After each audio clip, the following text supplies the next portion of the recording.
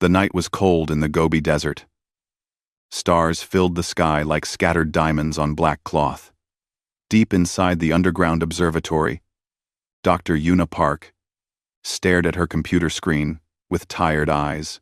She had been working for 16 hours straight. Her coffee had gone cold 3 hours ago. "Go home, Una," said Tae-ho Kim from across the room. He was her assistant, a young man with messy hair and kind eyes.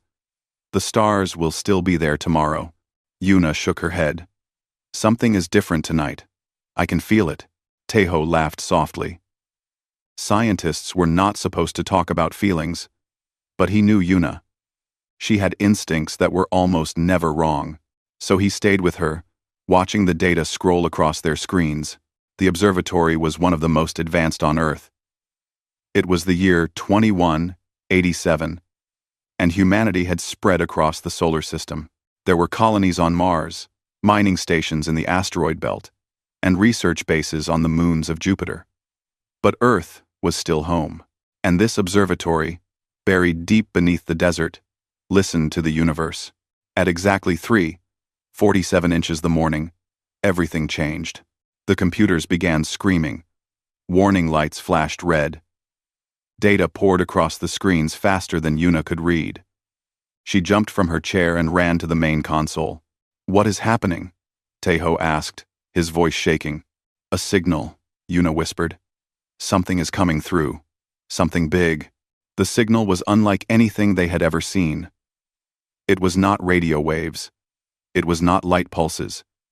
It was something else entirely, buried beneath layers of cosmic radiation like a message hidden inside a storm. The frequency was impossible. Human technology was not designed to receive it. The only reason they caught it was because of a small error in their equipment. A mistake that became a miracle. Una worked through the night and into the next day. Then the next. She forgot to eat. She forgot to sleep. Tae-ho brought her food and made her drink water, but she barely noticed. All she could see was the signal. It took her 5 days to decode it. When she finally understood what it said, she sat back in her chair and felt tears roll down her cheeks. "It is a cry for help," she told Tae-ho. "Someone out there is dying. They are begging for rescue." The message was written in mathematics, the universal language. It spoke of a world called Nuvara, a planet circling a dying star far beyond human reach. The people of this world, the Keth, were facing extinction. A terrible plague was killing them slowly. They had sent this signal into the void, hoping for salvation. But here was the strange thing. The signal was not meant for humans. It was addressed to a species called the Valori. According to the message, the Valori were ancient beings of immense power. They had protected the galaxy for thousands of years. The Keth believed the Valori would hear their cry and come to save them. Una searched every database on Earth. She found no record of the Valori. If they had ever existed, they were gone now. The Keth were calling for heroes who would never answer. She brought her discovery to the United Earth Council. The great leaders of humanity gathered in a massive hall in Geneva to hear her speak. She showed them the signal. She played them the cry for help. She explained what it meant. The council was divided. "This is not our problem," said one leader. "These Keth are strangers. We have never met them. We owe them nothing." "The journey would take months," said another. "The cost would be enormous." "And for what? To save creatures we do not know? We do not even know if this is real," said a third. "It could be a trap." Una listened to them argue. Her heart grew heavier with each word. She had hoped humanity would rise to the occasion. She had hoped they would choose courage over fear. Then a voice spoke from the back of the room. "I will go." Everyone turned to look. A man walked forward through the crowd. He was tall, with broad shoulders, and a face marked by years of hard service. His uniform bore the insignia of the Earth Defense Fleet. His name was Commander Junho Baek. "The signal may not have been meant for us," Junho said. "But we received it. Someone out there is dying, and asking for help. If we ignore them, what does that make us? The council members shifted uncomfortably in their seats. Commander Baek, said the council president, you would risk your life for strangers? Ah, Junho smiled slightly. Is that not what heroes do? The council argued for 3 more days. In the end, they could not order the mission. But they could not stop volunteers either. Junho was given command of the starship Horizon's Edge, a vessel designed for deep space exploration. He was allowed to choose his own crew. He chose carefully. For his pilot, he selected Hana Choi. She was young, barely 30 years old, but she could fly anything with an engine. Her skills were legendary. Some said she could make a ship dance between stars. For his engineer, he picked Do-hoon Lee. Do-hoon was a quiet man who spoke more to machines than to people. But there was nothing he could not fix. Give him scrap metal and wire, and he would build you a miracle. For xenobiology, he asked Minji An to join.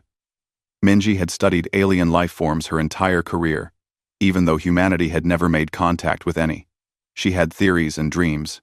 Now she would have a chance to prove them. For communications, he chose Sun Woo Yoon. Sun Woo was a genius with signals and codes. If anyone could talk to the Keth, it would be him. On the day of departure, Yuna came to see them off. She stood at the edge of the launch platform, watching the Horizon's Edge prepare for its journey. The ship was beautiful, silver and sleek, built for the void between stars. Junho walked over to her. Thank you, he said. Without you, we would never have heard them. Yuna smiled through her tears. Bring them hope, Commander. That is all I ask. Junho nodded. He turned and walked up the ramp into the ship. The doors closed behind him. Minutes later, the engines roared to life. The Horizon's Edge lifted off the platform and climbed into the sky. Yuna watched until the ship was nothing but a tiny light among the stars. Then, she returned to her observatory, sat down at her console, and began listening once again. Somewhere out there, a dying world was waiting. And for the first time in their history, humans were answering a call that was never meant for them. The crew of the Horizon's Edge did not know what they would find. They did not know if they could help. But they knew one thing, with absolute certainty. They could not ignore a cry for help. That was simply not who humans were. 7 months in the void of space can change a person. The crew of the Horizon's Edge learned this truth as they traveled farther from Earth than any human had ever gone before. They crossed distances that made the mind dizzy. They passed dead stars and empty worlds. They saw wonders that no human eyes had ever witnessed, but they also felt the loneliness. Space was cold and silent. There was no sun to warm them, no sky to comfort them. Only the endless dark and the distant lights of foreign stars. Junho kept his crew busy. Every day, they trained. They studied the Keth language that Sun Woo had pieced together from the signal. They prepared for anything and everything. But in quiet moments, doubt crept into their hearts. What if we are too late? Hana asked one night as she sat in the pilot's seat, staring at the stars. What if they are already dead when we arrive? Then we will bury them, Junho replied. And we will tell the universe that someone cared enough to try. Hana looked at her commander. In his eyes, she saw no doubt, only purpose. She nodded and turned back to her controls. If Junho believed, then she would believe too. On the 217th day of their journey, Nuvara appeared on their screens. It was a world wrapped in storms. Thick clouds covered the entire planet, swirling in angry patterns of gray and black. Lightning flashed constantly, lighting up the atmosphere like a war zone. Even from orbit, they could feel the danger radiating from the world below. The atmosphere is toxic, Minji reported, reading her instruments. High levels of ammonia and sulfur. We cannot breathe down there. The signal is coming from the surface, Sun Woo said. A large structure near the equator. That must be their capital city. Junho stood at the center of the bridge, arms crossed, studying the dying world. Prepare the shuttle. We will use environmental suits. Do-hun, make sure the life support systems are working perfectly. We cannot afford mistakes. The shuttle descended through the storms. Hana gripped the controls as wind threw them left and right. The craft shook and rattled. Alarms screamed warnings. But Hana did not panic. She wrestled the shuttle through the chaos with steady hands and iron will. They broke through the clouds and saw Nuvara for the first time. The planet was dying. That much was clear immediately.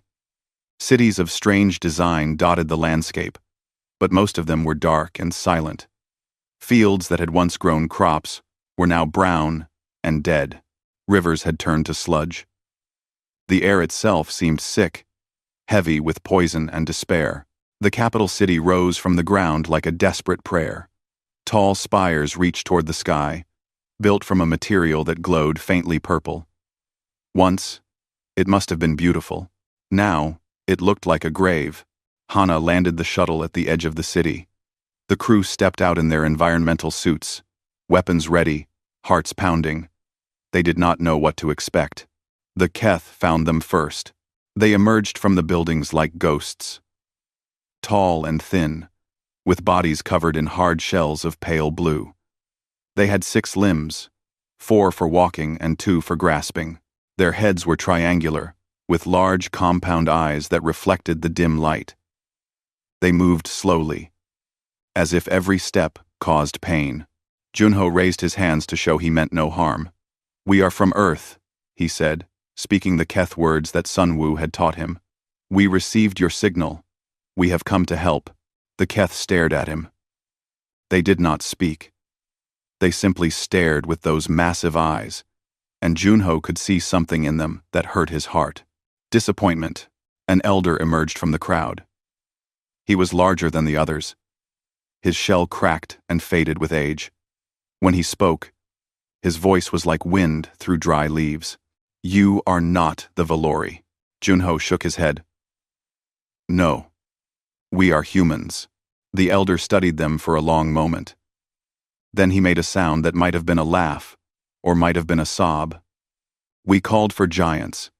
We called for beings of power and light. Instead, we receive small creatures with soft skin and fragile bones." Minji stepped forward, unable to stay silent. "Help us." The elder's voice carried nothing but despair. "Look at us. Look at our world. A plague is killing us. Our children die before they can walk. Our cities crumble. We needed the Valori. We needed gods." He pointed at the humans with a trembling limb. "You are prey species. What can you possibly do?" The crew stood in silence. The words stung like knives. They had traveled so far, sacrificed so much, and now they were being told they were worthless. But Minji refused to accept it. "Take me to your sick," she said. "Let me study the plague. I am a scientist. I may not be a god, but I know how to fight disease." The elder, whose name was Tivok, looked at her with tired eyes. "You waste your time." "Then let me waste it," Minji replied. "What do you have to lose?" Tivok considered this. Finally, he nodded and led them into the city. What they saw inside broke their hearts. Thousands of Keth lay in medical wards, their bodies covered in dark patches, where the plague was consuming them from within. Healers moved among them, but they had no cures. They could only offer comfort as their people died. Minji got to work immediately. She collected samples, studied cells, analyzed data. She worked without rest, barely eating, barely sleeping. The Keth watched her, with confusion. Why was this small creature working so hard for strangers? Do-hun found his own purpose. The city's power systems were failing. Without power, there was no clean water, no heat, no light. He gathered his tools and disappeared into the depths of the infrastructure. The Keth engineers followed him, curious about this quiet human who spoke to machines like they were old friends. Within 2 days, Do-hun had restored power to half the city. Lights flickered on in buildings that had been dark for months. Clean water flowed again through pipes that had been clogged with disease. The Keth watched in amazement. Hana took the shuttle up through the storms again and again, mapping the planet, finding safe zones where the atmosphere was cleaner. She found underground caves that could shelter refugees, mountain peaks where the air was less toxic. She flew through conditions that would have killed most pilots, and she did it with a smile on her face. Sunwoo worked on communications. The Keth had lost contact with their other cities when the plague struck. He rebuilt their network piece by piece, reconnecting communities that had been isolated for years. Families heard the voices of loved ones they thought were dead. Hope began to spread like a small flame in the darkness. Elder Tuvok watched all of this with growing confusion. "I do not understand you," he said to Junho one evening. "You are small. You are weak. You have no natural weapons, no armor, no powers. By all logic, you should have died long ago on your own world. How did you survive?" 2000. In C1, Junho smiled. "We are stubborn. We refuse to quit. But why help us? We are not your people. You gain nothing from this." Junho was quiet for a moment. Then he said, "On our world, there is a saying. When someone cries for help, you answer. It does not matter who they are. It does not matter what they look like. If they need help, you help them. That is what makes us human." Tuvok looked at the small commander with new eyes. Perhaps, he thought, he had misunderstood what strength truly meant. Days passed. Weeks. The humans worked, without stopping. They did not complain about the poison air or the constant storms.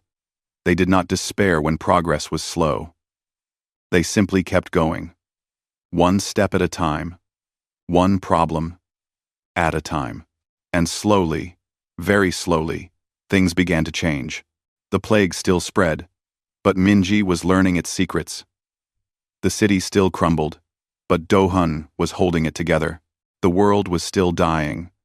But for the first time in years, the Keth began to feel something they had almost forgotten: hope. The Valori never came. The gods never answered. But something else had arrived. Something smaller, weaker, softer. Something that refused to give up. Minji had not slept in 4 days. Her eyes were red and burning.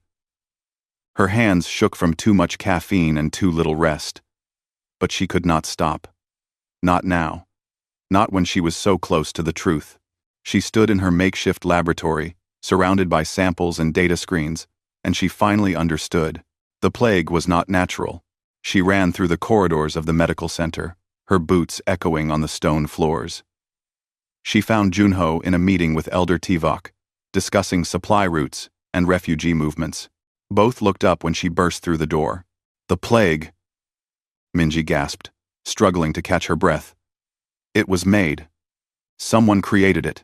Tuvok's compound eyes went wide. "What do you mean, created?" Minji held up a data pad showing her findings. "The genetic structure is too perfect, too targeted. This is not a natural disease. It was engineered to attack Keth biology specifically. Someone built this plague as a weapon." The room went silent. Junho felt a cold anger rising in his chest. Who would do such a thing? Tuvok's voice was barely a whisper. "The Shal? Who are the Shal?" Junho asked. Tuvok sank into his seat, suddenly looking older than ever. "They are an empire. A great and terrible empire that spans hundreds of star systems. They do not conquer worlds through war. That would be too wasteful. Instead, they weaken their targets first. They release plagues. They destroy infrastructure. They make civilizations collapse from within. Then, when the population is dying and helpless, they arrive to harvest whatever resources remain." Do-hun and Hana had entered the room, drawn by the commotion. "Everything," Tuvok said. "Technology, minerals, knowledge, and slaves. The Shal take whatever has value and leave nothing but ashes behind. They have done this to countless worlds. Now they are doing it to us. Sunwoo ran into the room, his face pale. "Commander, I just intercepted a transmission.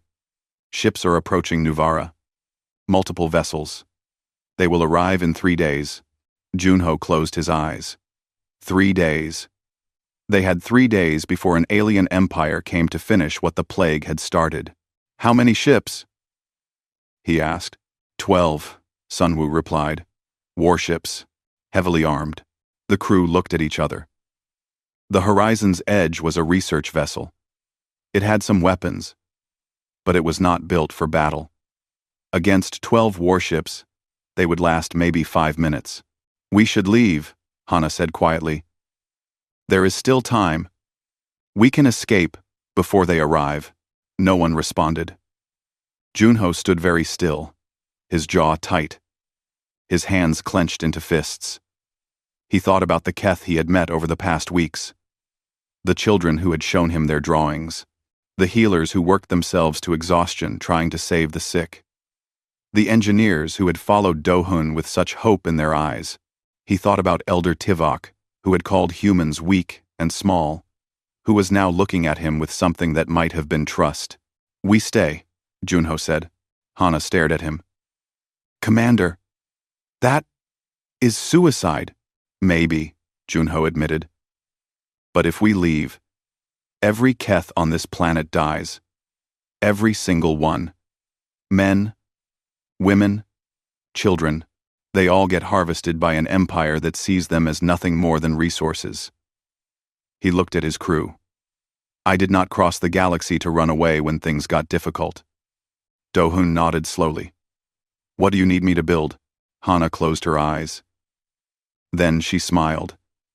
"You are crazy, Commander. But I guess that is why I followed you." She cracked her knuckles. "Tell me how to kill a warship." Minji spoke up. "I can finish the cure. If I have 2 more days, I can stop the plague. The Keth will be strong enough to fight alongside us." Sunwoo was already working on his datapad. "The Shal communications are not well encrypted. I can break into their network, feed them false information, make them confused." Elder Tivok listened to all of this with growing amazement. Junho smiled. "We are humans. We have done more, with less." Over the next 3 days, the crew of the Horizon's Edge worked like they had never worked before. Do-hun tore apart everything he could find. Old Keth war machines, rusted from centuries of disuse, debris from ancient battles, even broken household items. He welded and wired and hammered and built. When he was done, the Horizon's Edge bristled with weapons that should not have existed. Cannons made from Keth technology, missiles created from mining explosives, shields reinforced with materials never designed for combat. "It is ugly," Do-hun said, looking at his creation. "But it will work." Hana spent hours in the simulator, practicing maneuvers that should have been impossible. She studied the recordings of Shal attack patterns that Sunwoo had stolen from their communications. She learned their weaknesses, their blind spots, their habits.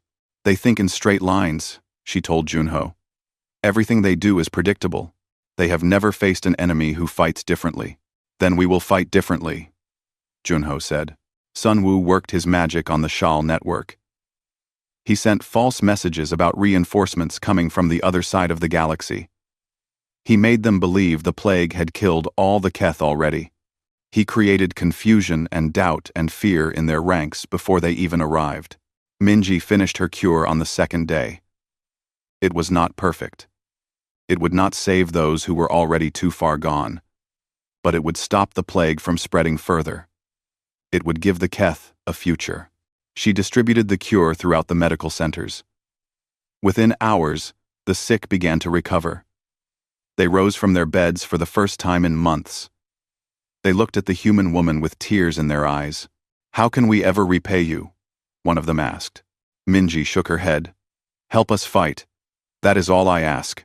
The Keth who could stand gathered weapons. They were not soldiers.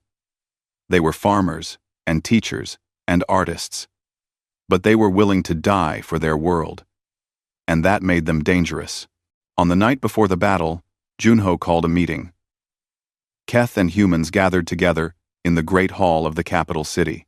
The room was full, thousands of beings standing shoulder to shoulder, waiting to hear what the human commander would say.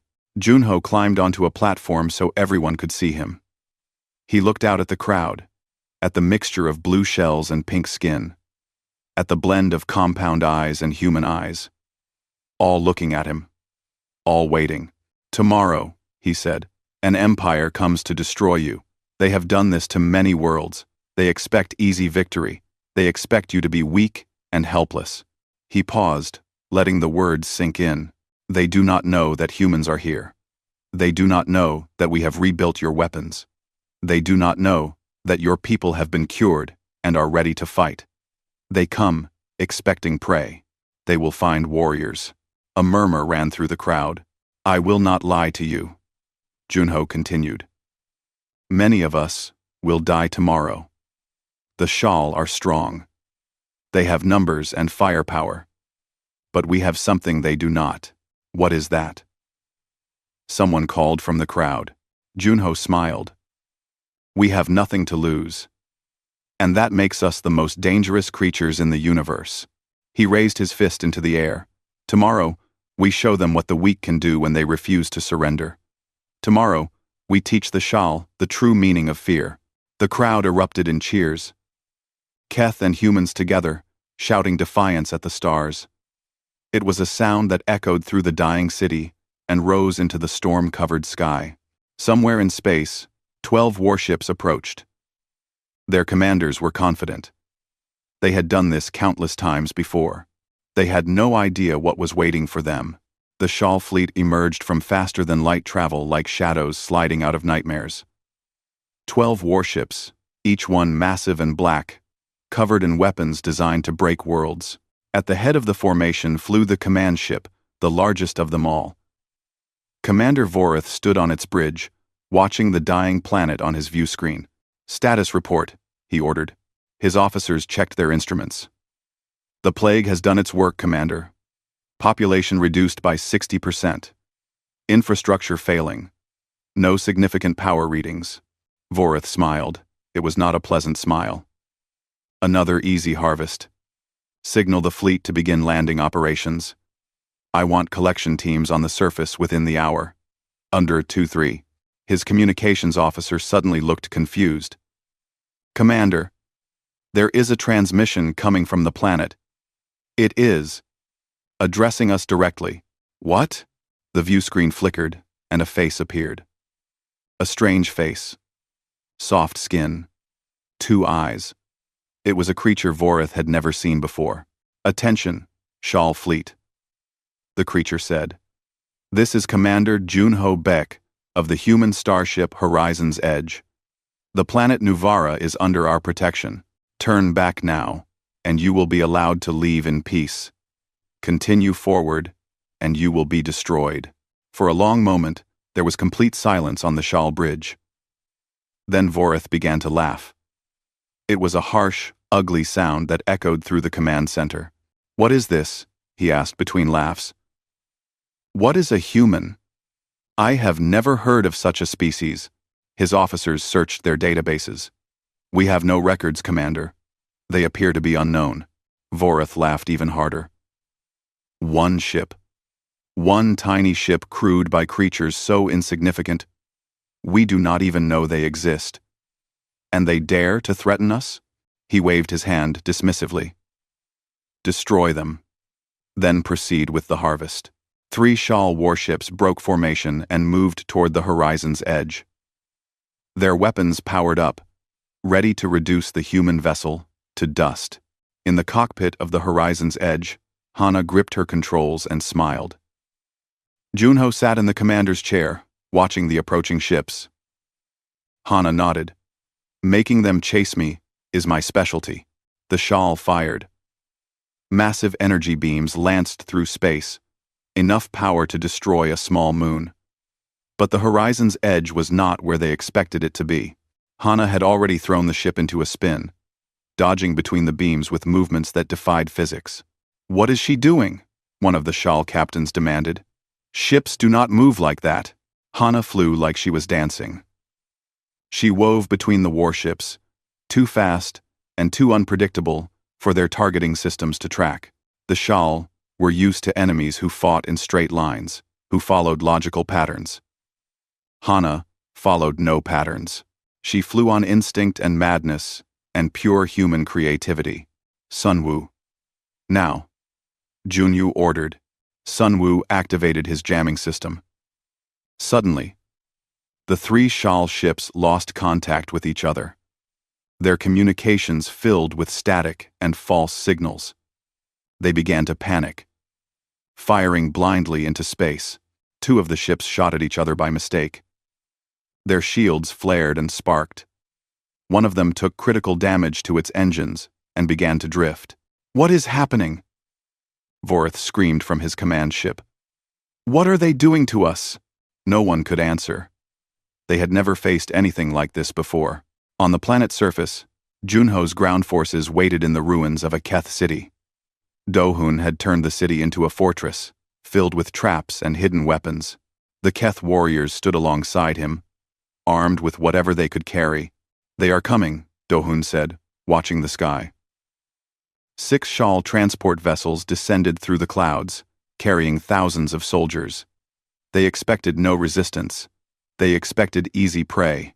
They found hell waiting for them. The moment the first transport touched down, Do-hun triggered his traps. Explosions ripped through the landing zone. Buildings collapsed on top of Shal soldiers. The ground itself seemed to fight against them, opening into pits and tunnels that swallowed them whole. The Shal soldiers who survived the initial chaos found themselves in a nightmare. Keth warriors appeared from everywhere and nowhere, striking quickly and vanishing before the enemy could respond. They used their knowledge of the city, every secret passage, every hidden corner, and Do-hun was always watching, always adjusting, always finding new ways to hurt the invaders. "They are not fighting like a dying civilization," a Shal officer reported to Vorith. "They are fighting like demons." Opla. In space, the battle continued. Hana had led the 3 pursuing ships on a chase around the planet. She knew she could not destroy them with firepower. The horizon's edge was too small, too weak for direct combat. But she could outthink them. She flew into the planet's storm system, diving into the thick clouds where sensors were useless. The Shal followed her blindly, convinced they could catch the small prey. They did not see the trap until it was too late. Hana had led them directly into the path of each other. When she pulled up at the last moment, 2 of the Shal ships collided. Their hulls cracked and shattered. Explosions tore through both vessels. Only one ship remained, and it was damaged and alone. "Fire everything," Junho ordered. Do-hun's improvised weapons roared to life. Missiles and energy beams struck the damaged Shal ship from every angle. It tried to retreat, tried to escape, but Hana would not let it go. She chased it down like a wolf hunting a wounded animal. The ship exploded in a brilliant flash of light. Commander Vorith watched in disbelief as 3 of his warships died. 3 warships destroyed by a single tiny vessel crewed by creatures he had never heard of. "All ships, focus fire on that vessel," he ordered, his voice shaking with rage. "I want it destroyed now." The remaining 9 warships turned their attention to the horizon's edge. Even Hana could not dodge that much firepower. They had to change tactics. "Retreat to the dark side of the planet," Junho commanded. "Use the moon for cover." Hana pushed the engines to their limit. The horizon's edge shot away from the Shal fleet, disappearing behind Nuvara's moon, just as enemy fire scorched the space where they had been. "Status report," Junho said. "We have minor damage," Do-hun reported. "Shields are holding. Weapons are still operational. They cannot follow all of us at once," Junho realized. "The fleet is too big. They have to split up or move together." Sunwoo was already working. "I am sending false signals, making them think. We have reinforcements coming from the other side of the system. If they believe it, they will divide their forces." It worked. Vorith, paranoid and confused, sent 4 ships to intercept the fictional reinforcements. That left only 5 ships, hunting the horizon's edge. The battle raged for 3 days. Hana flew without sleep, surviving on adrenaline and determination. She led the Shal ships into asteroid fields and solar flares. She used every trick in the book, and invented new ones. One by one, she whittled down the enemy fleet. On the ground, Dohun and the Keth fought like legends. They gave no ground. They asked no quarter. Every street became a battlefield. Every building became a fortress. The Shal had never faced anything like this. They were used to weak, dying civilizations that collapsed at the first sign of force. But these defenders did not collapse. They did not surrender. They did not stop. On the morning of the 4th day, Commander Vorith looked at what remained of his fleet. 8 ships destroyed. His ground forces decimated. His soldiers terrified and demoralized. And still, that tiny human ship flew through the stars, defiant and unbroken. "This is Commander Vorith to all Shal forces," he said, his voice heavy with defeat. "Retreat. We are leaving this system." The 4 remaining warships turned and fled. They jumped to faster than light speed and vanished into the darkness. But before they left, Vorith sent one final message to the galaxy. A warning to anyone who would listen. There is a new species, small and weak in appearance. They call themselves humans. Do not underestimate them. Do not engage them. They do not fight like prey. They fight like the stars themselves are on their side. Avoid their territory. Avoid their allies. Avoid them at all costs. The message spread across Shal, space, and beyond. Species who had never heard of Earth suddenly knew the name.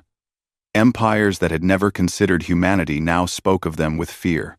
On Nuvara, the storms began to clear for the first time in decades. The Keth looked up at their sky and saw something they had not seen in generations. Stars. And somewhere among those stars, a tiny ship called the Horizon's Edge floated in victory, crewed by 5 exhausted humans who had done the impossible. 3 months had passed since the Battle of Nuvara. The world was changing. The storms that had covered the planet for so long were finally breaking apart. Sunlight, real sunlight, touched the surface for the first time in years. The Keth stepped outside and turned their faces toward the warmth, tears streaming from their compound eyes. Children who had never seen the sun laughed and played in the golden light. Minji's cure had spread through the entire population. The plague was dying. Every day, fewer Keth showed symptoms. Every day, more rose from their sickbeds and rejoined the living. The hospitals that had been filled with the dying were now filled with the recovering. Dohun had rebuilt half the capital city. Power flowed through the streets again. Clean water ran in every home. Factories that had been silent for decades hummed back to life, producing food and medicine and hope. Hana had trained a new generation of Keth pilots. They would never fly quite like she did. But they were good. They were brave. And they would defend their world if the Shal ever returned. Sunwoo had connected all the Keth cities into one network. Families that had been separated for years were reunited. Communities that had thought they were alone discovered they had neighbors. The planet was healing, one connection at a time.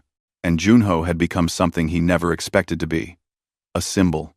The Keth told stories about him. They painted his face on murals. Children played games where they pretended to be the human commander who stood against an empire. He was uncomfortable with the attention, but he understood why they needed it. They needed heroes. They needed proof that hope was real. On the last day before the Horizon's Edge was scheduled to depart, Elder Tivok called for a ceremony. The entire capital gathered in the Great Hall. Thousands of Keth standing shoulder to shoulder, all facing the stage where the 5 humans stood. Tivok walked forward slowly. He was old and tired, but something in his eyes had changed. The despair was gone. In its place was something warm, something alive. "When we sent our signal into the void," Tivok began, his voice carrying through the silent hall, "we called for the Valori. We called for ancient gods of power and light. We believed only such beings could save us. He paused and looked at the humans. We were wrong. The crowd listened in perfect silence. The Valori were powerful. Tuvok continued. They could move stars and shape worlds. If they had come, they would have saved us with their might. They would have crushed the Shal like insects. And we would have bowed to them. As servants bow to masters. He turned to face the crowd. But the Valori did not come. Instead, we received humans. Small creatures. Soft creatures. Beings with no natural weapons. No armor. No special powers. By every measure, they were weaker than us. Tuvok's voice grew stronger. And yet they saved us. Not with power. Not with might. They saved us with something greater. They saved us with will. With courage. With a simple refusal to accept defeat. He walked to Junho and placed a thin hand on the commander's shoulder. The Valori would have saved us as gods save the helpless. You saved us as equals. You showed us that strength is not about power. It is about heart. It is about standing up when everyone tells you to lie down. It is about fighting when everyone tells you the battle is already lost. Tuvok reached into his robes and pulled out a small object. It was a medallion, carved from the same glowing purple stone as the city's spires. Ancient Keth symbols covered its surface. This is the Star of Nuvara, Tuvok said. It is the highest honor our people can give. It has not been awarded in 3,000 years. We give it to you now, Commander Junho Bake, and to your crew. You are Keth now. You are our family, forever. He placed the medallion around Junho's neck. The crowd erupted in cheers that shook the walls. Junho felt his eyes grow wet. He had expected nothing when he set out on this journey. He had only wanted to help. Now, he was standing in front of thousands of beings who called him family. It was overwhelming. Thank you, he managed to say. But we did not do this alone. Your people fought beside us. Your healers and engineers and warriors. We only showed you what was already inside you. The courage, the strength, the refusal to give up. Those were always yours. Tuvok smiled. It was an expression Junho had never seen on a Keth face before. Perhaps. But you reminded us they were there. The ceremony continued late into the night. There was food and music and dancing. Keth and humans celebrated together. Two species that had become one family in the fire of shared struggle. But the next morning, reality returned. Sunwoo came to Junho with a look on his face that the commander knew well. Something was wrong. What is it? Junho asked. Sunwoo handed him a datapad. I have been scanning the galaxy, looking for other signals, other cries for help. Junho looked at the screen. His heart stopped. There were hundreds of them, hundreds of signals scattered across the stars. Distress calls, pleas for rescue, desperate messages sent into the void by dying civilizations. Some were old, centuries old. Others were new. But they all had one thing in common. They were all unanswered. The galaxy is full of them. Sunwoo said quietly. Species calling for the Valori. Species calling for anyone. No one ever comes. Junho stared at the screen for a long time. Each signal was a world. Each world was filled with people like the Keth. People who were dying. People who were losing hope. People who had given up believing that anyone cared. He thought about what Tuvok had said. About how humans had reminded the Keth of their own courage. He thought about the Battle of Nuvara. About 5 people. And 1 ship. Standing against an empire. He thought about all those unanswered calls, echoing through the cold emptiness of space. Show this to the crew, he said finally. We need to talk. An hour later, the 5 humans gathered in the cargo bay of the horizon's edge. Sunwoo projected the map of signals onto the wall. Hundreds of tiny lights, each one a cry for help. This is what is out there, Junho said. Worlds dying alone because no one answers. No one comes. The Valori are gone. The ancient protectors are dead. The galaxy has no heroes anymore. He looked at his crew. At Hana, who flew like the wind. At Do-hun, who could build miracles from scrap. At Minji, who had cured an entire planet. At Sunwoo, who could crack any code. Unless we become those heroes. Hana was the first to respond. You want to answer all of them? There are hundreds.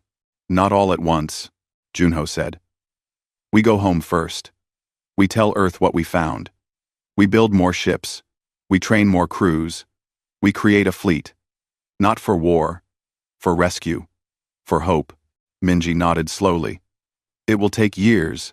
Decades. Then it takes years, Junho said. Every journey starts with a single step. The Keth sent one signal. We answered. Now we know there are more. Do we ignore them? Do we go back to our safe little lives and pretend we never heard? Do-hun shook his head. That is not who we are. No. Junho agreed. It is not. Before they left Nuvara, Junho sent a message to Earth. He told them everything. The Keth, the Shawl, the plague and the battle and the victory. And then he told them about the signals. Una Park received the message in her observatory. She read it with shaking hands. When she finished, she sat back in her chair and looked up at the ceiling. He wants to save the galaxy, she whispered. Teho stood beside her. Can we do it? Can humans really do something that big? Una smiled. Before Junho left, I would have said no. But now, I have seen what 5 people can do. Imagine what millions could accomplish. Gone. Gone. She stood up and began making calls. To governments, to scientists, to anyone who would listen. The message spread across Earth like wildfire. Humanity had found its purpose among the stars. On Nuvara, the Keth watched the horizon's edge lift off into the sky. They stood in the sunlight, waving goodbye to the small creatures who had become their family. Elder Tivok whispered a prayer as the ship disappeared into the clouds. Go well, humans. The universe needs you. And now, thanks to you, we know that there is hope. Hope for everyone. In the cockpit of the horizon's edge, Junho looked at the star map one last time. Hundreds of lights. Hundreds of cries. Hundreds of worlds waiting for someone to care. Set course for Earth, he said. Hana engaged the engines. The ship leaped toward the stars. Behind them, Nuvara shrank to a tiny point of light. Ahead of them, the galaxy stretched infinite and cold. But it would not be cold forever. The signal had never been meant for humans. But they answered anyway. And they would keep answering until every cry was heard, every world was saved. And every corner of the galaxy knew the truth. Humanity had arrived, and they were not going anywhere.